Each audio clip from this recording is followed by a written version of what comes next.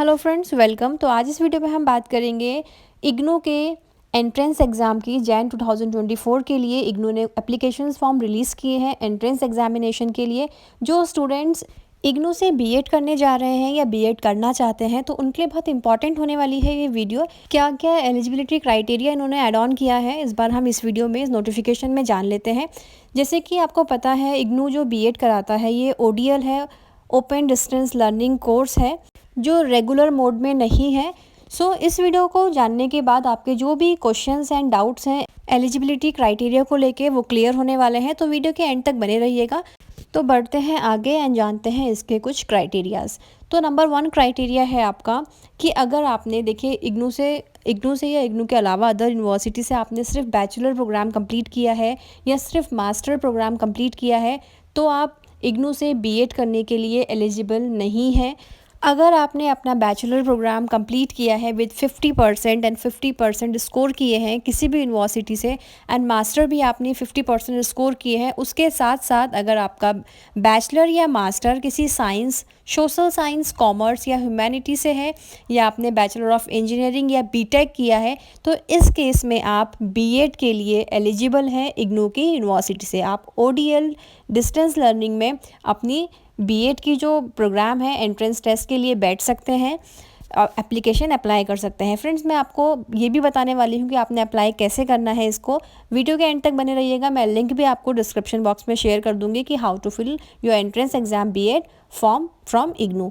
सो देखिए, आपने पहला क्राइटेरिया आपने ये जान लिया कि जो बैचलर प्रोग्राम या मास्टर प्रोग्राम है इसमें मिनिमम आपका 50% स्कोर होना चाहिए with science, social science, commerce, humanity या बीटेक या इंजीनियरिंग। तो ओवरऑल आप सिर्फ बैचलर या सिर्फ मास्टर्स होंगे तो आप इसके लिए एलिजिबल नहीं होंगे, बट इनके संग अगर आपके अदर कोर्सेज भी होंगे तो आप इसके लिए एलिजिबल हैं।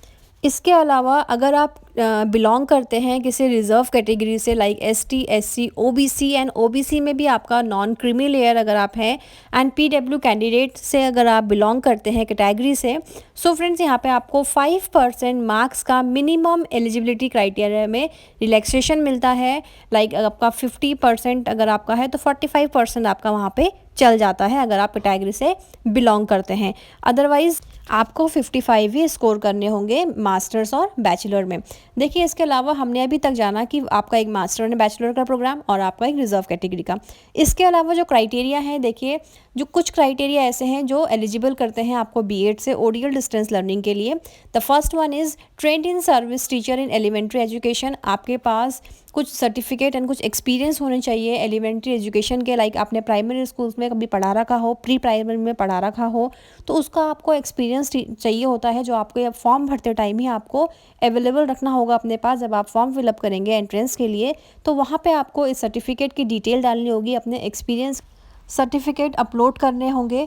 एंड देखिए, जो नेक्स्ट आपका एलिजिबिलिटी क्राइटेरिया यहाँ पे है कि आपका एनसीटीई रिकॉग्नाइज द्वारा कोई teacher education programme face to face mode में क्लियर होना चाहिए। फेस टू फेस मोड से मतलब यहाँ है कि आपका रेगुलर मोड में। देखिए, एनसीटीई रिकॉग्नाइज जो कोर्सेज़ हैं, यहाँ पे एक पीडीएफ की लिस्ट मैंने इसी वेबसाइट से डाउनलोड करी है। ये कुछ कोर्सेज़ हैं जो एनसीटीई द्वारा रिकॉग्नाइज होते हैं टीचर एलिजिबिलिटी के लिए। अगर ये सब भी आपने कोर्स किए हैं तो आप इसमें बीएड के लिए एलिजिबल हैं। सो यहाँ पे जितने भी कोर्स हैं ये एनसीटीई द्वारा रिकॉग्नाइज होने चाहिए टीचर के एजुकेशन प्रोग्राम कोर्स। लिस्ट मैंने आपको दिखा दी है और ये सब आपके रेगुलर मोड में होने चाहिए। अगर आपने प्राइवेट मोड में किए हैं तो आप इग्नू से बीएड के लिए एलिजिबल नहीं होते हैं।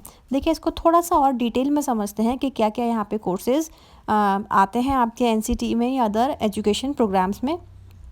Diploma in elementary education like DElEd program, and diploma in education and like DPE through open and distance learning. अगर आपने उसे ओपन से किया है, लाइक इग्नू से किया है, एनओएस से किया है, या किसी भी डिस्टेंस लर्निंग प्रोग्राम से किया है, तो आप बीएड के लिए इग्नू से एलिजिबल नहीं हैं।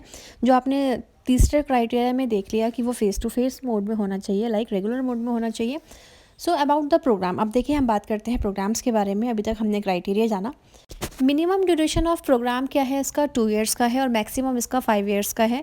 लाइक देखिए, 2 ईयर्स में जो कंप्लीट कर लेता है so well and good, but किसी कारण अगर आपके एग्ज़ाम्स छूट जाते हैं, कोई एग्ज़ाम्स मिस हो जाते हैं, तो आप जो हर 6 महीने में जो इग्नू कंडक्ट कराता है एग्ज़ाम, आप उस एग्ज़ाम्स में बैठ सकते हैं। और इवन हर एक सब्जेक्ट का अलग से एग्जामिनेशन फॉर्म भर के उसमें सिट कर सकते हैं एग्जामिनेशंस में एंड उसको पास आउट कर सकते हैं। तो 5 इयर्स मैक्सिमम इसका ड्यूरेशन है।